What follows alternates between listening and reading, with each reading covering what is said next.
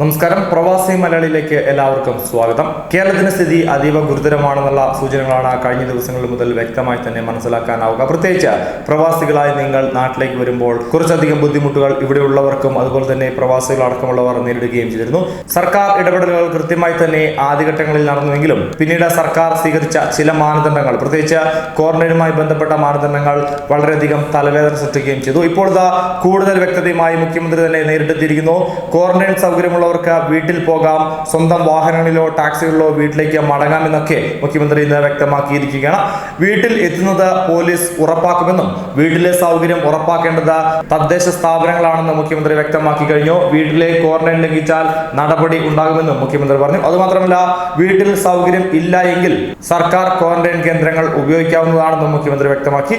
മറ്റ് സംസ്ഥാനങ്ങളിൽ നിന്ന് എത്തുന്നവർക്കും പുതിയ മാർഗരേഖ സത്യവാങ്മൂലം ജില്ലാ കൺട്രോൾ റൂം വിലയിരുത്തുന്നതായിരിക്കും.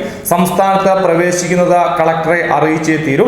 തദ്ദേശ സ്ഥാപനങ്ങൾ, പോലീസ് എന്നിവരും ഇക്കാര്യങ്ങൾ അറിഞ്ഞിരിക്കണം. അതുമാത്രമല്ല, നോഡൽ ഓഫീസറുടെ അനുമതിയും വേണമെന്നും മുഖ്യമന്ത്രി വ്യക്തമാക്കി. എന്തായാലും സംസ്ഥാനത്ത് നിന്ന് 83 പേർക്കാണ് കോവിഡ് ബാധ സ്ഥിരീകരിച്ചിരിക്കുന്നത്. മുഖ്യമന്ത്രി പിണറായി വിജയൻ തന്നെയാണ് ആ വാർത്താ സമ്മേളനത്തിൽ ഇക്കാര്യങ്ങൾ അറിയിച്ചത്. 62 പേർ രോഗമുക്തി നേടിയിട്ടുണ്ട്. കണ്ണൂർ ഇരിട്ടി സ്വദേശിയായ ഒരാൾ രോഗബാധയെ തുടർന്ന് മരണപ്പെട്ടതായി മുഖ്യമന്ത്രി തന്നെ അറിയിച്ചു.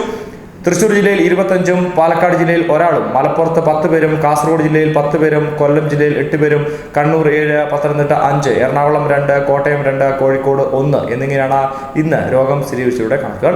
ഇതിൽ 27 പേർ വിദേശ രാജ്യങ്ങളിൽ നിന്ന് വന്നവരാണ്. 37 പേർ ഇതര സംസ്ഥാനങ്ങളിൽ നിന്ന് എത്തിയവരാണെന്ന് മുഖ്യമന്ത്രി വ്യക്തമാക്കി. 5 ആരോഗ്യ പ്രവർത്തകർ ഉൾപ്പെടെ 14 പേർക്ക് സമ്പർക്കത്തിൽ കൂടിയാണ് ഇന്ന് രോഗം ബാധിച്ചത്. തൃശൂർ ജില്ലയിൽ സമ്പർക്കത്തിലൂടെ രോഗം ബാധിച്ചവരിൽ 4 പേർ കോർപ്പറേഷനിലെ ശുചീകരണ തൊഴിലാളികളും 4 പേർ വെയർഹൌസിൽ ലോഡിംഗ് തൊഴിലാളികളും ഉണ്ട് എന്നുള്ളതാണ് വസ്തുത. ന്യൂസ് ഡെസ്ക് പ്രവാസി മലയാളി.